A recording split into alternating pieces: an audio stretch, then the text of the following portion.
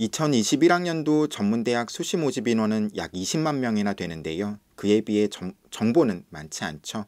오늘은 2021학년도 전문대학 수시 입시의 특징에 대해서 알아보도록 하겠습니다.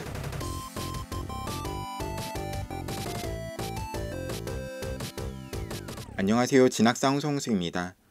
보통 수험생들에게 선호도가 높은 대학 유형은 4년제 대학이죠. 하지만 높은 취업률 그리고 또 전문적인 직업교육 등으로 인해 가지고 학생들의 선호도가 조금씩 전문대학의 선호도가 높아지고 있는데요. 어떤 특징을 가지고 있을지 좀 차례대로 알아보려고 합니다. 먼저 좀 가장 큰 특징은 수시 선발 비율이 86.2%로 매우 높다라는 점이에요. 물론 작년에 비해서는 약 0.7% 정도 낮아졌습니다. 그럼에도 불구하고 전체 선발 인원은 좀 늘었어요. 4년제 대학이 학령 인구의 감소에 따라 가지고 전체 선발 인원을 조금 줄인 것과 좀 대비가 되죠. 하지만 이거는 어떤 수험생들, 그러니까 고3 학생이나 아니면 뭐 20살, 21살 어떤 졸업생을 대상으로 했다기보다는 재직자 전형 혹은 뭐 외국인 이런 분들을 대상으로 한 전형의 선발 인원이 늘어났기 때문이에요.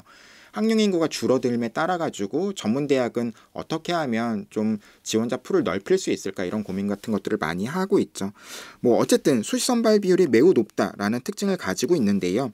이 수시가 한 가지 전형으로만 선발을 하지 않습니다. 한 가지, 그러니까 수시 1차, 2차로 나누어서 선발을 한다는 얘기예요. 수시 1차와 2차에 있어서 큰 특징, 그러니까 차이점이 있는데요. 첫 번째는 수시 선발 비율이 수시 1차가 75%, 2차가 25% 정도로 한 3배가량 차이가 난다라는 점입니다. 두 번째로는 선발 시기예요.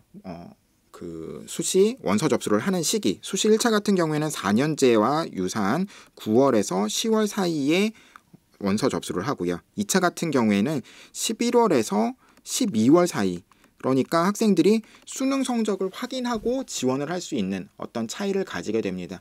이런 두 가지 차이, 그러니까 수시 선발 인원이 많고 적고에 따라서, 그리고 또 수능 성적을 확인한 상태에서 지원하는지 아니면 못한 상태에서 지원하는지 따라 가지고 입결의 차이가 벌어지는데요. 아무래도 수시 선발 인원이 적고, 그리고 또 수능 성적을 확인하고 나서 지원하려고 하는 학생들이 아무래도 조금은 내신 성적이 조금은 더 우수할 가능성도 있죠. 뭐 항상 그런 건 아니지만, 그렇기 때문에 입결이 수시 1차에 비해서 2차가 더 높게 나온다, 이런 특징을 가지고 있습니다. 이런 차이 같은 것들을 알고 계셔야지 어떤 수시 지원 전략 같은 것들을 세우실 수 있을 것 같아요.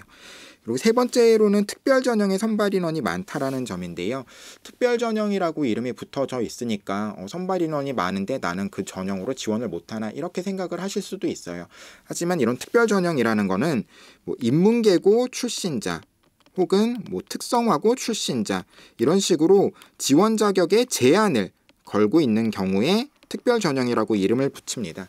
그렇기 때문에 나도 충분히 지원할 수 있는 전형이라는 거예요. 물론 이제 인문계고 출신자, 특성화고 출신자에 따라 가지고 어떤 지원자 풀이 다르기 때문에 가지고 있는 어떤 성적대도 다르고, 이렇기 때문에 입결에 있어서는 좀 차이가 납니다. 일반적으로 이렇게 나누어서 선발하는 대학 같은 경우에는 특성화고 전형의 입결이 인문계고 전형에 비해서 높은 편이다, 이런 점을 좀 기억하시면 좋을 것 같아요. 그리고 네 번째로는 지원 횟수에 제한이 없다라는 점인데요.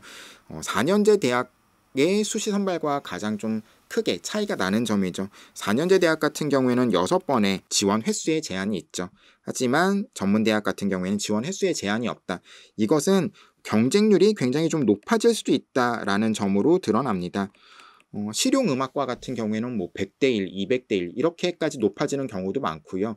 뭐 학생들의 좀 선호도가 높은 뭐 보건 계열이라든지 아니면 뭐 항공 서비스라든지 이런 학과의 모집 단위들의 경쟁률도 굉장히 좀 높죠. 하지만 평균적으로 따져도 4년대 대학에 비해서 경쟁률이 좀 높게 나오는 편인데요. 이런 최초 경쟁률에 겁먹을 필요는 없을 것 같아요. 이런 경쟁률이 높게 나오는 거는 지원 횟수에 제한이 없다라는 어떤 그 특징 때문에 좀 벌어지는 것이고, 경쟁률이 높은 만큼 추가 합격의 확률도, 그러니까 충원율도 높다.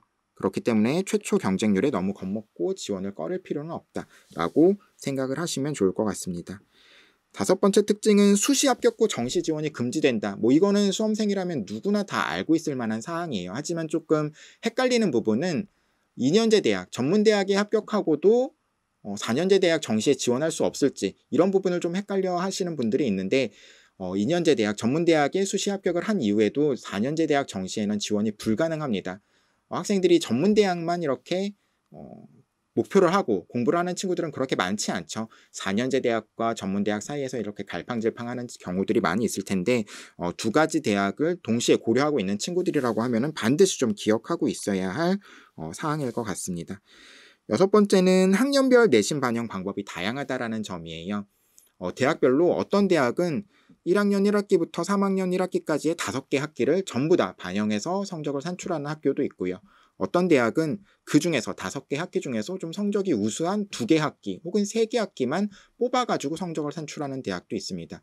2학년 성적만 활용하는 대학, 2학년과 3학년 성적만을 활용하는 대학, 이런 식으로 대학 간의 차이가 좀 크게 벌어지는 부분이기 때문에 반드시 모집 요강을 확인해 보실 필요가 있을 것 같아요. 그리고 이런 어떤 모집 요강을 확인하실 때 또 하나 주의하셔야 될 점은 내신 산출 방법이 바뀐, 전년도와 과거와 바뀐 대학 같은 경우에는 전년도 입시 결과를 그대로 활용할 수는 없다라는 점. 5개 학기를 활용하다가 2개 학기만 반영해서 성적을 산출하는 대학이라면 당연히 입시 결과가 전에 비해서는 높아질 것이다. 이런 식으로 생각하시면서 지원을 하시면 좋을 것 같습니다. 그리고 간호보건 등 취업률 높은 학과에 모집 인원이 많다라는 점이에요. 그러니까 간호보건학과 같은 경우에는 올해 44,536명을 모집하고 또 공학계열 중에서 선호도가 높은 기계나 전기전자 관련 모집 단위에선 44,466명, 호텔이나 관광 이런 학과들도 32,377명, 굉장히 좀 학생들의 선호도가 높거나 아니면 취업이 좀 잘 됐는 이런 학과들의 모집 인원이 많죠. 취업에 관심 있는 학생들에게 좀 유리한 측면이 있을 수도 있습니다. 그리고 또 굉장히 좀 최근 트렌드에 좀 많이 좌우를 받는 편이에요. 전문대학의 모집 단위들은 새로 생기는 모집 단위들도 많고 없어지는 모집 단위들도 많죠. 최근 5년 사이에 좀 그런 차이가 좀 극명하게 벌어진 분야가 어떤 4차 산업 관련된 4차 산업혁명과 관련된 어떤 모집 단위들이었는데요. 드론 관련된 학과 같은 경우에는 5년 전에는 약 44명밖에 모집을 하지 않았지만 올해는 430명을 모집하고 헬스케어 관련 모집 단위들도 70명에서 443명으로 굉장히 크게 늘었습니다. 모집 단위들이 굉장히 4년제 대학에 비해서 세분화되어 있고 굉장히 좀 다양하기 때문에 이런 정보들을 좀 많이 접하고 나서 내가 좀 잘할 수 있는 것들은 어떤 걸지 아니면 내가 좀 관심 있어 하는 분야는 어떤 것인지 이런 것들을 확인하시고 나서 지원하실 필요가 있겠죠. 그런 정보들이 전문대학 포털 사이트에 굉장히 좀 잘 정리가 되어 있습니다. 어떤 대학들이 어떤 모집 단위들 을 개설하고 있는지 이런 어떤 정보 같은 것들이 굉장히 좀 전문대학 포털 사이트에 잘 공개가 되어 있고요. 이 사이트에는 전년도 입시 결과를 공개할 때 평균 성적만 공개가 되는 것이 아니라 커트라인까지도 공개되어 있는 대학들이 상당수 있습니다. 그렇기 때문에 전문대학을 지원하실 때는 반드시 좀 확인해 보실 필요가 있는 사이트일 것 같아요. 전문대학 포털 사이트를 반드시 좀 확인하시고 지원을 하시면 올해 2021학년도 전문대학 수시에 있어서 효과적인 전략을 세우실 수 있을 것 같습니다. 그럼 오늘은 2021학년도 전문대학 수시의 특징에 대해서 알아보았는데요. 다음 주에는 다른 주제를 가지고 또 다시 인사드리도록 하겠습니다. 감사합니다. 안녕.